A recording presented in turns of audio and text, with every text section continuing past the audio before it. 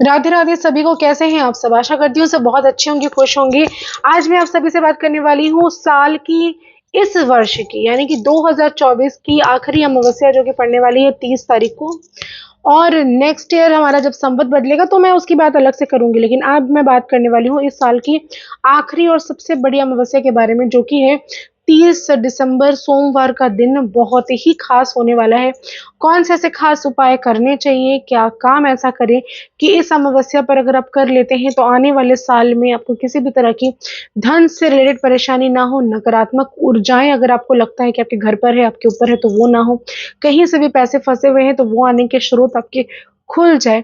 भगवान की असीम कृपा आप पर हो। आप कहीं पर भी आपको लगता है कि तंत्र बाधा क्रिया आप पर की गई है किसी भी तरह से, तो वो कट जाए। कौन से खास उपाय ऐसे करें कि ये तमाम तरह की चीज़ों से आपको निजात मिल जाए। तो उसके पहले एक छोटा सा निवेदन, अगर अभी तक आपने मेरे और आपके दोनों के यूट्यूब चैनल को, एस्ट्रो पूर्णिमा को, अभी तक सब्सक्राइब नहीं किया, शेयर नहीं किया, तो ज़रूर करिए। ज़्यादा से ज़्यादा लोगों तक पहुँचाइए। इंस्टाग्राम पर एस्ट्रो पूर्णिमा, इंस्टाग्राम के अलावा फेसबुक पर एस्ट्रो पूर्णिमा ऑफिशियल में जाके मुझे फॉलो सब्सक्राइब जरूर करें। और बहुत धन्यवाद और आभार आप सभी का। हमारा यूट्यूब का परिवार धीरे धीरे करके ग्रो कर रहा है। माता रानी की कृपा, असीम कृपा हम सब पर है, और इसी तरह माँ अपनी कृपा दृष्टि हम सब पर बरसाए रखे। तो चलिए बात करते हैं कि किस तरह से अमावस्या का प्रयोग करके आप अपनी जिंदगी में हेल्थ को अच्छा कर सकते हैं, वेल्थ को अच्छा कर सकते हैं, समस्याएं दूर कर सकते हैं, तंत्र बाधा दूर कर सकते हैं, नेगेटिविटी को दूर कर सकते हैं। तो क्या करना होगा? अमावस्या जो कि 30 तारीख को पड़ने वाली है, सोमवती अमावस्या कहलाएगी, क्योंकि सोमवार को जो भी अमावस्या पड़ती है उसे हम सोमवती अमावस्या ही कहते हैं।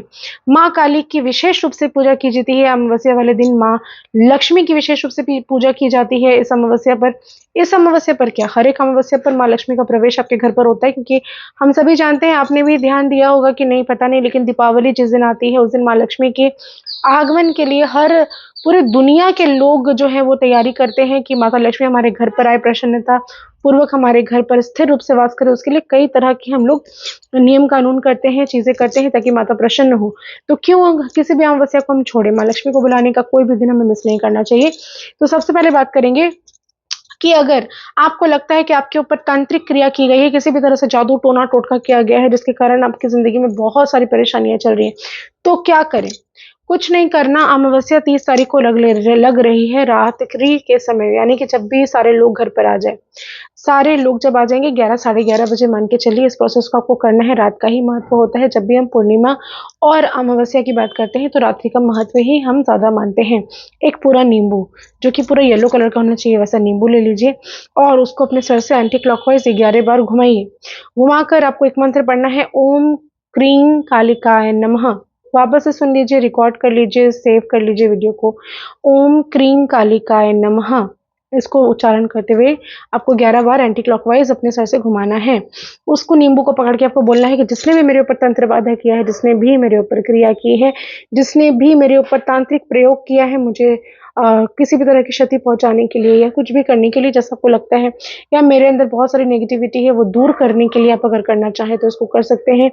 ये सेम प्रोसेस आप अपने घर की नजर उतारने के लिए भी कर सकते हैं। घर के बाहर खड़े होकर भी नींबू को 11 बार ऐसे घुमाकर एक ही मंत्र का, वही मंत्र का, ओम क्रीं कालिकाय नमः का जाप करते हुए आपको नींबू को अपने हाथ में पकड़कर ये भी कह सकते हैं कि मेरे घर की सारी नकारात्मकता दूर हो जाए, मेरे घर पर किसी ने जो किया कराया है वो दूर करे। या आप खुद के ऊपर, जिस तरह से मैंने बताया, अपनी जो भी परेशानी है उसको कहना है। कह के नींबू को 2 टुकड़ों में आपको कट कर देना है। जब आप 2 टुकड़ों में इसको कट करेंगे, कट करते वक्त बोलेंगे कि मेरी परेशानी इस नींबू के कटते ही खत्म हो जाएगी। कट कर दिया, करने के बाद अब 2 हिस्से नींबू के हो गए। दोनों हिस्सों में आपको सिंदूर लगाना है।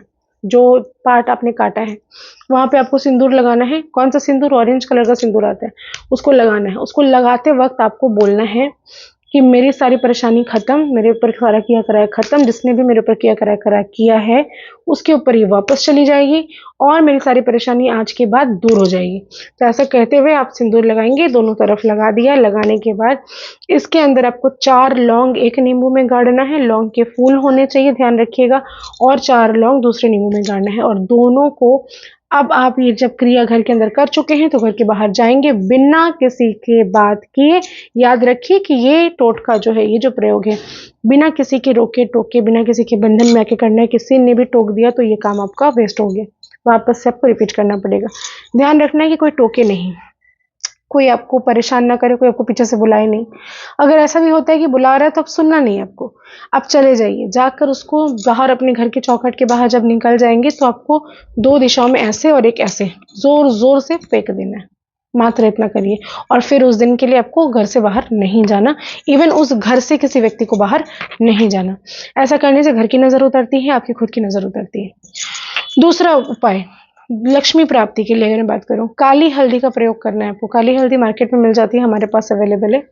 कोलकाता में अगर आप रहते हैं तो इजीली आप मुझसे आके कलेक्ट कर सकते हैं, लेकिन कहीं बाहर रहते हैं तो मैं आपको अभी नहीं दे पाऊंगी, लेकिन उसका उपयोग बहुत ज़्यादा होता है, तो मैं आपको, आप डिलीवर ज़रूर करवा लें, अपने एड्रेस पर मंगवा लीजिए। इसका प्रयोग लक्ष्मी जी को बुलाने के लिए अति शुभ माना जाता है। एक लाल रंग का कपड़ा लेना है, उसमें अंदर काली हल्दी आपको रख लेनी है।